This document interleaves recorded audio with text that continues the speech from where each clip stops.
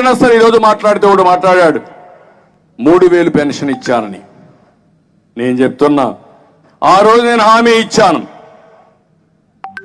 200 రూపాయలు 1000 రూపాయలు చేస్తానని ఏప్రిల్లో చెప్పి ఆగస్టు సెప్టెంబర్లో 2000 రూపాయలంటే ఒకేసారి 5 టైమ్స్ పెంచిన ఘనత తెలుగుదేశం పార్టీదని చెప్పి నేను మీకు తెలియజేస్తున్నా.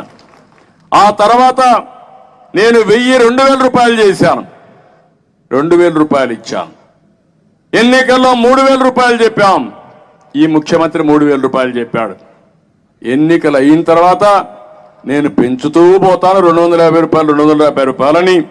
ఇప్పుడు 3000 చేస్తే ఈ మధ్య కాలంలో ఎంత కొట్టేశావు, ఎంత బకాయి ఉన్నావు, నీ నమ్మకం ఏంటి, నువ్వు ఇచ్చిన మాట ఏంటి, సమాధానం చెప్పమని అడుగుతున్నా. విశ్వసనీయత అంటే మాటలతో రాదు, ఏదైనా అదే మాదిరిగా ఉంది. ఇటు పార్టీలు ఉన్నారు కాబట్టి నేను మాట్లాడదలుచుకోలేదు, కానీ రాష్ట్ర భవిష్యత్తు కోసం నేను మాట్లాడుతున్నా, ఆవేదనతో మాట్లాడుతున్నా, చాలా బాధతో నేను మాట్లాడుతున్నా.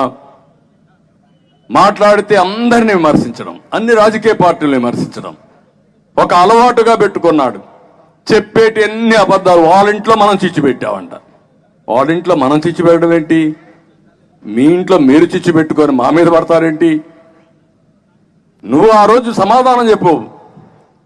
జగనన్న వదిన బాణం అని అప్పుడు షర్మిల గారు రాష్ట్రం అంతా తిరిగారు, ఇప్పుడు రివర్స్ లో తిరుగుతున్నారు. అది మీ కుటుంబ వ్యవహారం, మీ తల్లి మీ చెల్లెలు మీరు చూసుకోవాలి, మాకేం సంబంధం? అంటే ఏదో ఒక విధంగా వేరే వాళ్ళ పైన బురద జల్లేసి రాజకీయం చేయాలని రాజకీయం కాదని చెప్పి నేను మీకు తెలియజేస్తున్నా. ఎందుకు మాట్లాడానంటే ఈ విషయాలు కూడా నేను మాట్లాడేవాడిని కాదు.